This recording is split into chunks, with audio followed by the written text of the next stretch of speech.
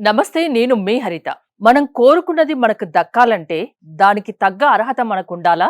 లేకుంటే law of attraction వల్ల ఇది సాధ్యమవుతుందా? తెలుసుకుందాం. స్టూడియోలో ఉన్నారు result oriented law of attraction coach విశ్వం విజయ్. విజయ్ గారు నమస్తే అండి. నమస్కారం అండి హరిత గారు.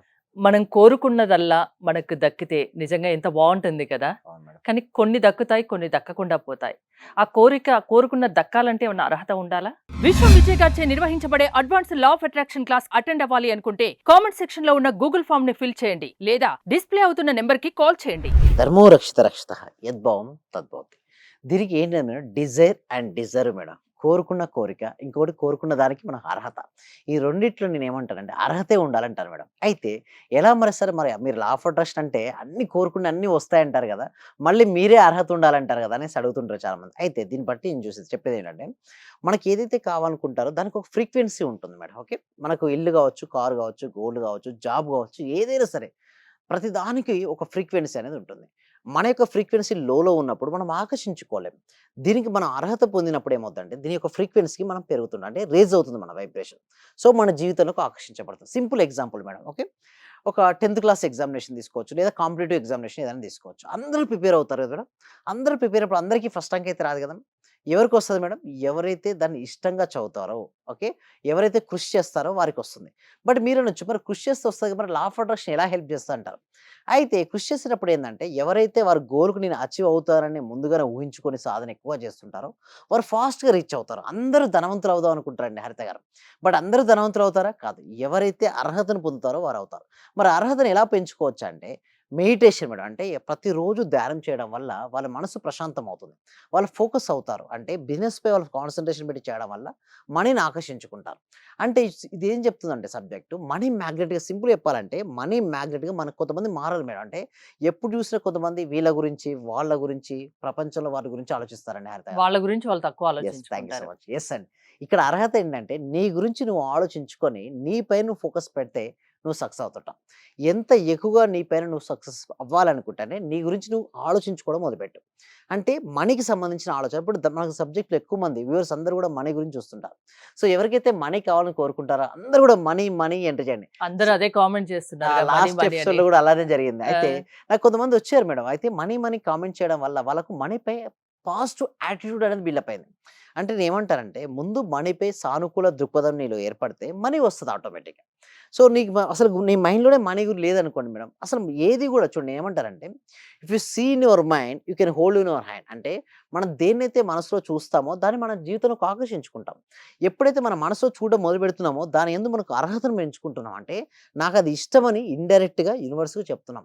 ఈ విశ్వం నుంచి అనంతమైన ధనం మనం సంపాదించాలంటే, అనంతమైనటువంటి దానికి అర్హతను మనం కలిగి ఉండాలి. సో, అందరూ ఒకే రంగంలో ఉన్నారు. కాంపిటీటివ్ ఎగ్జామినేషన్ కావచ్చు, లేకపోతే మనీకి సంబంధించిన బిజినెస్‌లో కావచ్చు, అందరూ చేస్తుంటారు బిజినెస్. బట్ అందరికీ రాసొస్తాయి మేడం సక్సెస్ కాదు కదా! ఎవరైతే సక్సెస్ కావాలని గట్టిగా, దృఢంగా సంకల్పిస్తారో వాళ్ళు గొప్పగా అర్హతను పొందుతారు. అంటే దీనికోసం మెడిటేషన్ చేయొచ్చు, విజువలైజేషన్ చేయొచ్చు. అంటే గొప్పగా ఊహించుకోవడం కలలు కనడం కావచ్చు. గ్రాటిట్యూడ్ అంటే కృతజ్ఞత తెలియజేయడం. చాలామందేందంటే రూ. 1 వచ్చిందనుకోండి మేడం. ఆ రూ. 1 తక్కువ చేస్తుంటారు. నేనేమంటానంటే మన లా ఆఫ్ అట్రాక్షన్ సబ్జెక్ట్ ప్రకారం మీకు ఎంతైనా రానివ్వండి సాలరీ 10,000 రావనియండి, 50,000 రావండి. First be happy about whatever you have.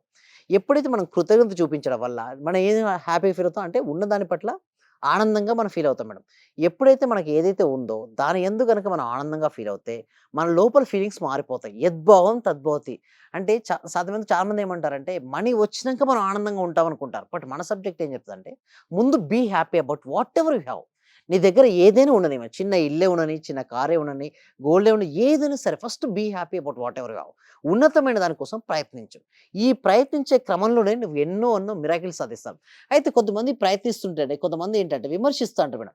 పుకార్లు సృష్టిస్తుంటారు. పుకార్లు అనేది ద్వేషించే వారి నుంచి మొదలై మూర్ఖుల చేత వ్యాప్తి చెంది వెధవలచే అంగీకరించబడుతుంది మేడం. అంటే మీరు ఇక్కడ చాలా మంది మనం చూసి హేటర్స్ ఉంటారు కొంతమంది హేటర్స్. వాళ్ళేం చేస్తారంటే వీళ్ళకి ఇది రాదు, అది రాదని హేట్ చేస్తుంటారు. ఎవరు పుకార్లు పుట్టిస్తుంటారు. అంటే వీళ్ళకి ఇంత టాలెంట్ లేదు, వీళ్ళు మనీ ఏదో రకంగా సంపాదిస్తున్నారు అనే పుకార్లు కూడా వస్తుంటాయి. కొంతమంది మూర్ఖులు ఏం చేస్తారంటే వ్యాప్తి చెందిస్తుంటారు.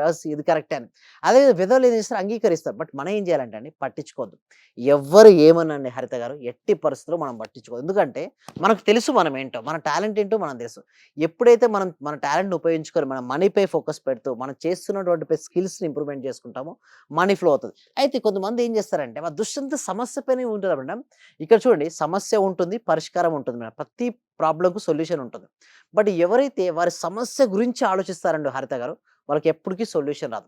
నేను దేని నుంచైనా బయటపడగలను అని ఎప్పుడైతే ఎవరైతే నమ్ముతారో వారే బయటపడతారు.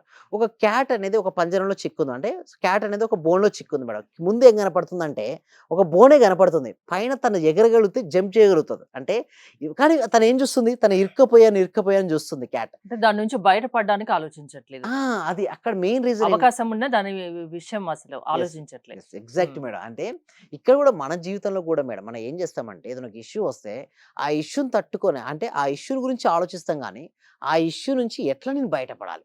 ఎలా come out from the situation అని ఎవరైతే ఆలోచిస్తారో వాళ్ళకు సొల్యూషన్స్ వస్తాయి. ఒక బిజినెస్ స్టార్ట్ చేశారు మేడం ఒక వ్యక్తి. ప్రతి ఒక్క వ్యక్తి కూడా ఏం ఆలోచిస్తాడు? మంచి లాభాలు రావాలని, మంచి ధనవంతుడు అవ్వాలని ఆలోచిస్తాడు.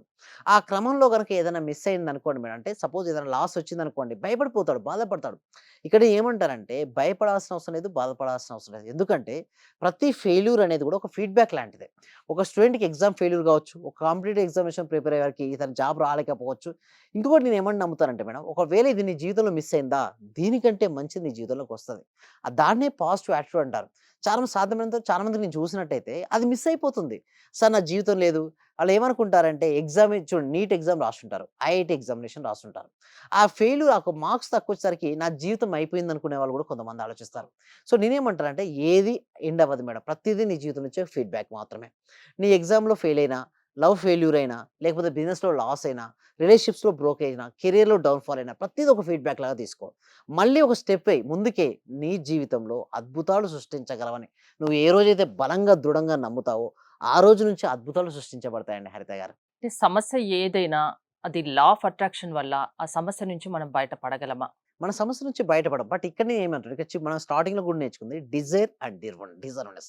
ప్రతి ఒక్కళ్ళు కోరిక కోరుకోవచ్చు. బట్ ఆ కోరుకున్న కోరికకు నువ్వు ఎప్పుడైతే నువ్వు అర్హునవుతావో అప్పుడు ఈ జీవితంలోకి అది వచ్చేస్తుంది. కానీ అర్హత నేనేమంటానంటే ప్రాక్టికల్‌గా పెంచుకోవచ్చు మేడం. అంటే ప్రాక్టీస్ చేయడం ద్వారా పెంచుకోవచ్చు. దీనికోసం మనం ఏం చేస్తామంటే ప్రతి వీక్ కూడా ఒక ఫ్రీ వెబినార్ కండక్ట్ చేయడం జరుగుతుంది మేడం. ఈ వెబినార్‌కి అటెండ్ అవ్వాలంటే డిస్‌ప్లే అవుతున్న నంబర్‌కి కాల్ చేయొచ్చు. లేదా గూగుల్ ఫార్మ్ ఉంది. ఆ గూగుల్ ఫార్మ్ ఫిలప్ చేయొచ్చు. దీని తర్వాత కూడా మేము 6 డేస్ ప్రాక్టీస్ క్లాసెస్ కూడా కండక్ట్ చేస్తున్నామండి. ఎవ్రీ మండే స్టార్ట్ అవుతుంది. అంటే ఈ మండే రోజు నుంచి స్టార్ట్ అయ్యే మండేలో మొత్తం క్లీన్‌గా బేసిక్స్ నుంచి అడ్వాన్స్ వరకు అన్నీ నేర్పిస్తామండి హరిత గారు. అంటే సమస్య ఏదైనా దాని నుంచి బయట పడేసే మార్గాన్ని మీరు చూపిస్తారు. మీ క్లాసెస్ ద్వారా మీరు చెప్తారు. ఎవరైనా అటెండ్ అవ్వచ్చు. ఏజ్‌తో సంబంధం లేదు. లేదండి. థ్యాంక్ యూ విజయ్ గారు. విశ్వం విజయ్ గారి ఆన్‌లైన్ క్లాసెస్ మీరు అటెండ్ అవ్వాలి అనుకుంటే స్క్రీన్‌పై స్క్రోల్ అవుతున్న నంబర్స్ కాల్ చేసి కాంటాక్ట్ అవ్వండి. చూస్తూనే ఉండండి Suman TV. Thank you so much. Survey జన సుఖినో భవంతు. సమస్త లోకా సుఖినో భవంతు. చాలా థ్యాంక్ యూ సార్. మంచి రిజల్ట్స్ వచ్చాయి సార్ మాకు.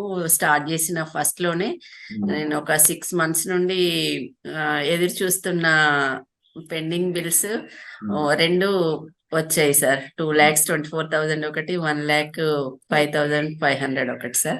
నాకు చాలా హ్యాపీగా ఉంది. అంటే యాక్చువల్‌గా నాకు ఆ టైంలో చాలా అవసరం కూడా.